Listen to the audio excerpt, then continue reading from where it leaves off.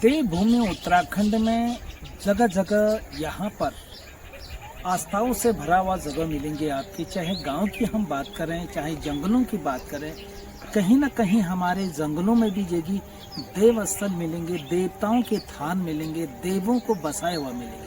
लेकिन आज मैं बात कर रहा हूँ ग्राम सभा पूर्णा के अंतर्गत माँ कुंड मैया की। ये कुंड मैया है, माँ भगवती का रूप है और भगवती के रूप होने के कारण यहाँ कुंड होगा पहले, तो कुंड में जो है इसलिए यहाँ कुंड मैया कहा जाता है। इसके एक बहुत बड़ी दास्तां है।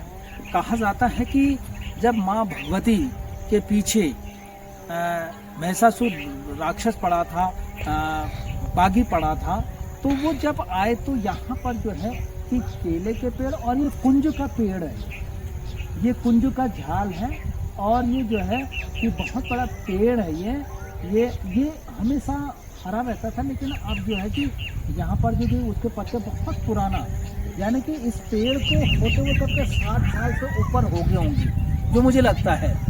क्योंकि मैं जब बचपन से तो मैंने ये पेड़ ऐसा ही देखा और आज 50 साल से ऊपर का हो गया हूँ, आज भी ये पेड़ जो कि जैसा का तैसा है। तो इस पेड़ के कथा ये है कि जब भगवती जो है कि पीछे वो बागी पड़ा हुआ था तो वो यहाँ पर छुपी थी और ये जो कुंज का पेड़ कहते हैं, कुंज का झाल था, उस झाल पे छुप गई थी। तो कहा जाता है कि यहाँ पर जो बागी आया था, इसी खेत के सामने कहीं उसने सिंह मारा था, तो वहाँ से पानी आता है। तो बड़ी इस प्रकार की कहानियाँ इस पूर्णा सेरा के है कि यहाँ पर माँ भगवती का भी कहते हैं कि शराब है इस खेत में, क्योंकि जो ये खेत है जब भगवती दौड़ते हुए आई थी, गेहूं का खेत था, गेहूं में फिसल गई थी, गिर गई थी, तो कहा जाता है कि इस खेत में गेहूं कम होते हैं, ऐसी कहावतें हैं।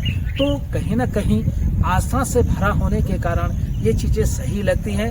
मेरा आज का वीडियो दिखाने का मकसद है जो ये हमारा ये कुंज का पेड़ है, यह पेड़ बहुत पुराना है। मुझे लगता है कि कम से कम जो है कि इस पेड़ को 100 साल हो गए होंगे।